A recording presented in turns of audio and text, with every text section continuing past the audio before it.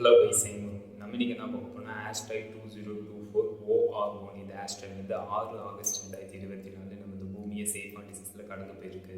நம்ம இன்னைக்கு இந்த ஆஸ்ட்ராய்ட் இதை பற்றி நம்ம இப்போ பார்க்க போகிறோம்.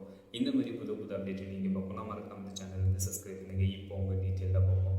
ஆஸ்ட்ராய்ட் 2024 OR1 இந்த ஆஸ்ட்ராய்ட் வந்து 6 ஆகஸ்ட் 2024 நம்ம இந்த பூமியிலேருந்து 3.4 மில்லியன் கிலோமீட்டர் டிசீஸில் மணிக்கு 30,300 கிலோமீட்டர் ஸ்பீடில் நம்ம இந்த பூமியை சேஃப் அண்ட் டிசீஸில் கடந்து போயிருக்கு அப்படின்ட்டு நாசா வந்து கண்டுபிடிச்சிருக்காங்க.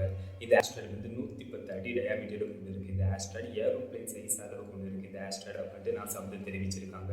இந்த ஆஸ்ட்ராய்டு மாதிரி நம்ம சோலார் சிஸ்டத்துக்குள்ளே எத்தனை ஆஸ்ட்ராய்டு வந்து அமைஞ்சிருக்கு அப்படின்னு கேட்டீங்கன்னா, நம்ம சோலார் சிஸ்டத்துக்குள்ள வந்து சூரிய குடும்பத்துக்குள்ள மாஸ் மற்றும் ஜூபிட்டர் பிளானட் இடைப்பட்ட பகுதியில் மெயின் ஆஸ்ட்ராய்டு பெல்ட் வந்து அமைஞ்சிருக்கு. அந்த மெயின் ஆஸ்ட்ராய்டு பெல்ட்டில் 1.7 மில்லியன் ஆஸ்ட்ராய்டு வந்து இருக்கு. அதாவது 17 லட்சம் ஆஸ்ட்ராய்டு வந்து அந்த மெயின் ஆஸ்ட்ராய்டு பெல்ட்டில் வந்து இருக்கு.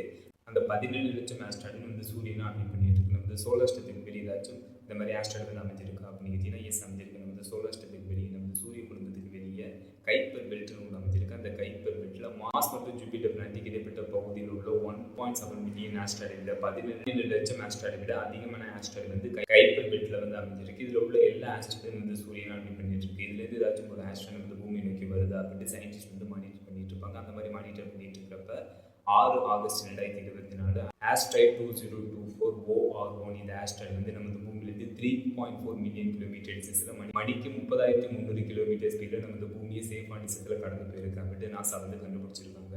சிறிய அளவுள்ள ஆஸ்ட்ராய்டு வச்சு நம்ம பூமியில் வந்து இருந்துச்சுன்னா, அந்த சிறிய அளவுள்ள ஆஸ்ட்ராய்டு நம்ம பூமியோட அட்மாஸ்பியரில் இருக்கிறப்ப அந்த சிறிய அளவுள்ள ஆஸ்ட்ராய்டு வந்து எரிஞ்சு அழிஞ்சிடும். அதுவே மிகப்பெரிய அளவுள்ள ஆஸ்ட்ராய்டு ஏதாச்சும் நம்ம பூமியில் வந்து விழுந்துச்சுன்னா நம்ம பூமியில் வந்து பெரும் பாதிப்பு வந்து ஏற்படும். இப்போ எக்ஸாம்பிளுக்கு சொன்னோம்னா 66 மில்லியன் ஆண்டுகளுக்கு முன்னாடி ஒரு மிகப்பெரிய அளவுள்ள ஆஸ்ட்ராய்டு நம்ம பூமியில் வந்து இருந்துச்சு.